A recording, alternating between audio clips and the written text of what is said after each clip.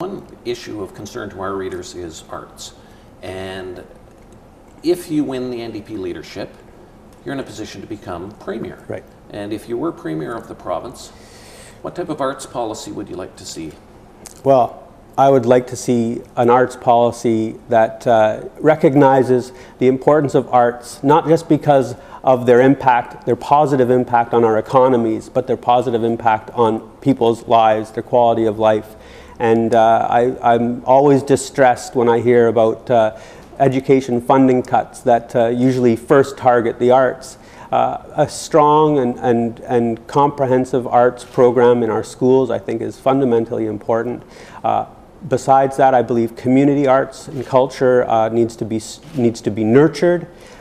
I've seen so many destructive policies that have put small museums and small arts groups on the brink, and you know, those are programs in our communities that build cohesion.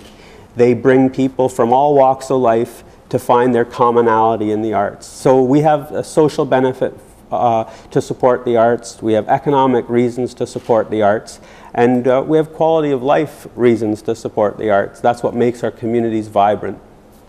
And you were one of the 13 MLAs who didn't wear yellow scarves Right. at the NDP Provincial Council meeting. Can you talk about that and how that unfolded and what that might mean for your leadership aspirations? Sure. I think, first of all, I'd like to just say that I think that the party is now focused on dealing with what we are dealing with, and that is a leadership race, one that I believe will revitalize and renew the party just by the simple process of that. The events of the last couple of months were troubling, and I believe that some decisions were made that were unfortunate, and which resulted in where we are now. I don't characterize myself any differently than I characterize other members of the caucus. We are a caucus. We are a united caucus with differences of opinion, and with an event that took place that caused some friction. But as far as I'm concerned, and in speaking to my colleagues, we're focused on making sure that we're in a good position to show British Columbians that we're the obvious choice for government. Did you have an option of wearing a yellow scarf? Well, I found myself in the room without one, never having been introduced to a yellow scarf. So once that happened, it seemed to me that an error in judgment occurred, and I find it troubling to use visible symbols to separate people.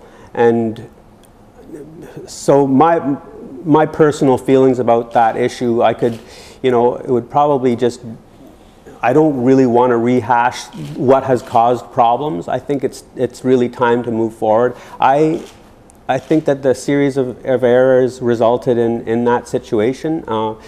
I was troubled by it, but my colleagues and I know are looking at making sure that we come out of this process as unified as possible and as strong as possible. Okay, my last question is about the economy.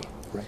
Basically, if you're leader of the party or you become Premier of the province, you're overseeing a very large economy. What message do you have for people who might wonder about your capacity to manage the economy? Well, I've obviously never managed an economy of that magnitude. I think people need to look at what characteristics I bring to that role. It involves making sure that you have good people around you, people that you can trust. It means that you have to be conscious of the fact that a balanced budget is what you strive for at all costs, not at all costs, at almost all costs. The need for addressing the needs of our province are first and foremost. I've run multi-million-dollar budgets without deficits in the past, implementing progressive programs that eventually save money. And I think we need to look beyond. I think this is one of the things that we need to do, is look beyond election cycles and recognize that there are investments in the people of the province that we can make now that will result in cost savings and will result in economic benefits to the province. So I would say that, that obviously in order to provide for the people of the province the needs, to meet the needs of the population, we need to have a strong economy, and that is something that is obviously of paramount importance. I guess I said this was my last question, but there's one last one. Yeah, sure. HST, how should it be dealt with? Well, obviously, the people of the province have clearly stated that they're against the HST. It's an example of bad policy, implemented badly, and by stealth. And I think what I would represent is the antithesis to that.